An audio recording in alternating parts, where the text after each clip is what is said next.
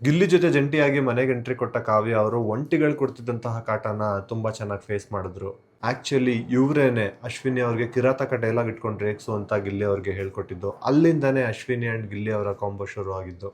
ಅಶ್ವಿನಿ ಮತ್ತು ರಕ್ಷಿತಾ ಅವರ ಜಗಳದಲ್ಲಿ ಸ್ಟ್ಯಾಂಡ್ ತಗೊಂಡ್ರು ಅನ್ನೋ ಕಾರಣಕ್ಕೆ ಗಿಲ್ಲಿ ಅವ್ರಿಗೆ ಕಿಚ್ಚನ ಚಪ್ಪಾಳೆ ಸಿಗುತ್ತೆ. ಆದರೆ ಆ್ಯಕ್ಚುಯಲ್ ಆಗಿ ಸ್ಟ್ಯಾಂಡ್ ತಗೊಳ್ಳೋ ಪ್ರಯತ್ನ ಪಟ್ಟಿದ್ದು ಕಾವ್ಯ ಅವರೇನೆ. ಇವ್ರು ಹೋಗಿ ಕೇಳ್ತಾರೆ ಅಶ್ವಿನಿ ಮತ್ತು ಜಾನ್ವಿ ಅವ್ರ ಹತ್ರ, ನೀವೇನ ಗೆಜ್ಜೆ ಶಬ್ದ ಮಾಡಿದ್ದು ಅಂತ. ಅವರಿಲ್ಲ ಅಂತಾರೆ, ಅದು ಬೇರೆ ವಿಷಯ. ನನಗೆ ಪರ್ಸ್ನಲಿ ಕಾವ್ಯ ಅವರು ಫಸ್ಟ್ ಹಾಫಲ್ಲಿ ಗಿಲ್ಲಿ ಅವ್ರಿಗಿಂತ ಸ್ಟ್ರಾಂಗ್ ಅಂತ ಅನ್ನಿಸ್ತಾ ಇದ್ರು, ಬೋತ್ ಮೆಂಟಲಿ ಆ್ಯಂಡ್ ಫಿಸಿಕಲಿ ಎಷ್ಟೇ ಸ್ಟ್ರಾಂಗ್ ಇದ್ರೂ ಟಾಸ್ಕ್ಗಳು ಗೆದ್ದಿದ್ದು ಸ್ವಲ್ಪ ಕಡಿಮೆನೆ. ಮೆಂಟಲಿ ಎಷ್ಟೇ ಸ್ಟ್ರಾಂಗ್ ಇದ್ರೂ ಮನೆಯವರೆಲ್ಲ ಗಿಲ್ಲಿಯಿಂದನೇ ಕಾವ್ಯ ಅಂತ ಹೇಳ್ತಿರ್ಬೇಕಾದ್ರೆ ಇಂಡಿವಿಜುವಲ್ ಆಗಿ ಆಡಬೇಕಾ ಅಥವಾ ಜೊತೆಗಿದ್ದೇ ಆಡಬೇಕಾ ಅನ್ನೋ ಕನ್ಫ್ಯೂಷನಲ್ಲಿ ಒಂದಷ್ಟು ವಾರಗಳನ್ನ ತಳ್ತಾರೆ. ಮನೆಯವ್ರು ಬಂದು ಗಿಲ್ಲಿನ ಬಿಡಬೇಡ ಅಂತ ಹೇಳೋ ಮೂಲಕ ಇನ್ನೊಂದಷ್ಟು ಕನ್ಫ್ಯೂಷನ್ನ ಆ್ಯಡ್ ಮಾಡಿ ಹೋಗ್ತಾರೆ. ಎಲ್ಲರೂ ಅವ್ರವ್ರ ಪಾಯಿಂಟ್ ಆಫ್ ವ್ಯೂಯಲ್ಲಿ ಮಾತಾಡೋದು ಸರ್ವೇ ಸಾಮಾನ್ಯ. ಆದರೆ ಇವರು ಬೇರೆಯವ್ರ ಪಾಯಿಂಟ್ ಆಫ್ ವ್ಯೂಯಲ್ಲೂ ಯೋಚನೆ ಮಾಡಿ ಅವ್ರು ಯಾಕೆ ಹಾಗೆ ರಿಯಾಕ್ಟ್ ಮಾಡಿರ್ಬೋದು ಅಂತ ಮಾತಾಡ್ತಿದ್ದಿದ್ದು ಇವರ ಸ್ಪೆಷಾಲಿಟಿ ಆಗಿತ್ತು. ಬಿಗ್ ಬಾಸ್ ಆಸ್ ಎ ಕಾನ್ಸೆಪ್ಟ್ನ ತುಂಬ ಚೆನ್ನಾಗಿ ಅರ್ಥ ಮಾಡ್ಕೊಂಡಿರೋ ಕಾವ್ಯ ಅವರ ಜರ್ನಿಗೆ ಗಿಲ್ಲಿನೇ ಪ್ಲಸ್, ಗಿಲ್ಲಿನೇ ಮೈನಸ್.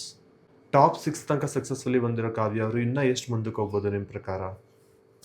ಕಮೆಂಟ್ ಮಾಡಿ.